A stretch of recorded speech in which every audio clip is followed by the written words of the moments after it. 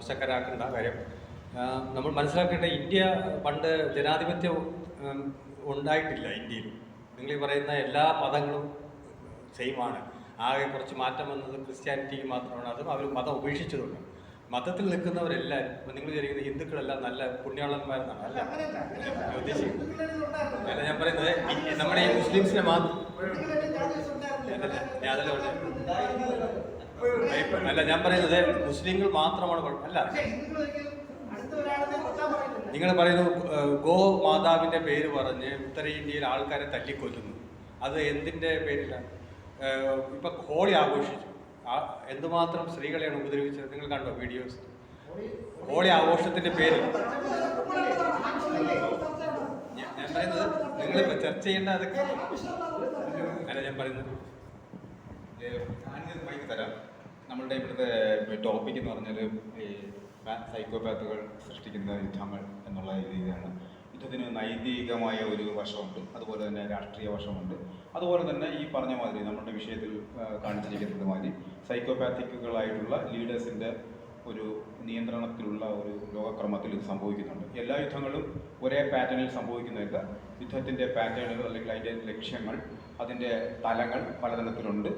ഇപ്പം ജോൺ വീഷിമർ എന്ന് പറഞ്ഞൊരു സൈദ്ധാന്തികനുണ്ട്, ഒരു ഇൻ്റർനാഷണൽ സൈദ്ധാന്തികനാണ്.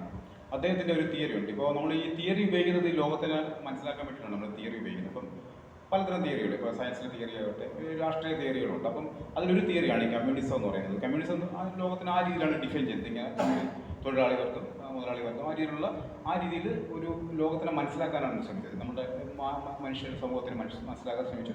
പക്ഷേ ആ തിയറിക്ക് ഒരുപാട് വിടവുകളുണ്ടായിരുന്നു, സൃഷ്ടികളുണ്ടായിരുന്നു. ആ തിയറി പല സ്ഥലത്തും റിജക്റ്റ് ചെയ്യപ്പെട്ടിട്ടുണ്ട്. അപ്പം ഈ ലോകങ്ങളുടെ ആധിപത്യം, ഈ കമ്മ്യൂണിസ്റ്റുകൾ യുദ്ധം നടത്തിയിട്ടുണ്ട്.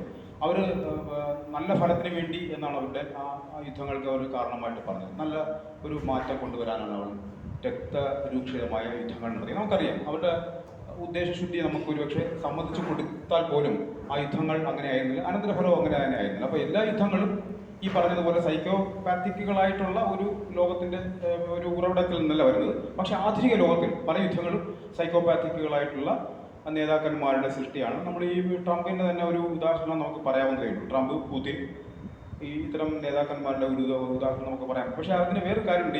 ഞാൻ മേഷീമറിലേക്ക് വരാം. അദ്ദേഹത്തിൻ്റെ ഒരു പൊളിറ്റിക്കൽ തിയറി ഉണ്ട്. അദ്ദേഹം കമ്മ്യൂണിസം പോലുള്ള തിയറികളെ മാറ്റിവെക്കുകയും ഈ രാഷ്ട്രങ്ങൾ എന്തുകൊണ്ട് ഇങ്ങനെ പെരുമാറുന്നു, എന്തുകൊണ്ട് യുദ്ധത്തിൽ ഏർപ്പെടുന്നു എന്നുള്ളതിന് അദ്ദേഹം ഒരു സുപ്രധാനമായ ഒരു തിയറി മുന്നോട്ട് വെച്ചിട്ടുണ്ട്. നമ്മൾ വളരെ ശ്രദ്ധിച്ച് കേൾക്കേണ്ട ഒരു തിയറിയാണ്. ആ തിയറി പറയുന്നത് ഒഫൻസീവ് റിയലിസം എന്നാണ് അതിൻ്റെ പേര്. ആ തിയറിയുടെ പേര് ഒഫൻസീവ് റിയലിസം എന്നാണ്. ഈ തിയറി അനുസരിച്ച് രാഷ്ട്രങ്ങൾ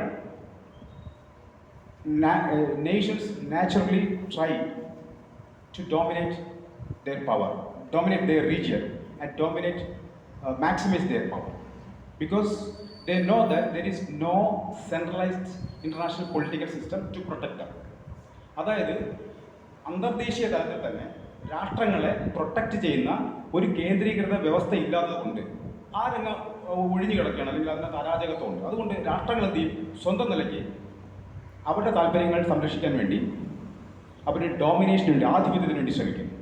അതുപോലെ റീജിയനെ ഇൻഫ്ലുവൻസ് ചെയ്യാൻ ശ്രമിക്കും. ഇപ്പോൾ അമേരിക്ക ഒരു ബെസ്റ്റ് ഉദാഹരണമാണ്. അമേരിക്ക ഇപ്പോൾ എന്താ ചെയ്യുന്നത്? അത് അവർ ഡോമിനേഷൻ ചെയ്യുകയാണ്. ചൈന എന്താ ചെയ്യുന്നത്?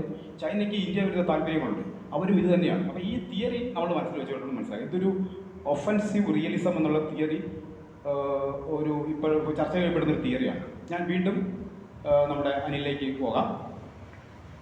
അല്ല, ഞാൻ പറയുന്നത് ഈ ലോകത്ത് നടക്കുന്ന യുദ്ധങ്ങൾക്കെല്ലാം ഇപ്പോൾ ഒന്നലാമോ രണ്ടോ യുദ്ധം ഉണ്ടായത് മുസ്ലിങ്ങൾ കാരണമല്ല. നമ്മൾ ഈ മുസ്ലിംസിനെ എല്ലാം കുറ്റം പറയുന്നത് കൊണ്ട് അവരുടെ നിയമം, അവരൊരു ആധുനികമല്ലാത്തൊരു സമൂഹം തന്നെയാണ്. പക്ഷെ അവർ വളരെയേറെ മാറിയിട്ടുണ്ട്. ഇപ്പോൾ ഇന്ത്യയിലെ മുസ്ലിംസും കേരളത്തിലെ മുസ്ലിംസും ഉത്തരേന്ത്യയിലെ മുസ്ലിംസും കേരളത്തിലെ മുസ്ലിംസും വളരെ മാറ്റി ലോകത്ത് മാറിയിട്ടുണ്ട്. കാര്യം ഇപ്പം UAE എല്ലാ ഫ്രീഡവും അവിടെ ഉണ്ട്. നമ്മൾ വിചാരിക്കുന്ന ഇന്ത്യയെക്കാളും സ്ത്രീകൾക്ക് 12 മണിക്കും 1 മണിക്കും സ്വതന്ത്രമായി സഞ്ചരിക്കാൻ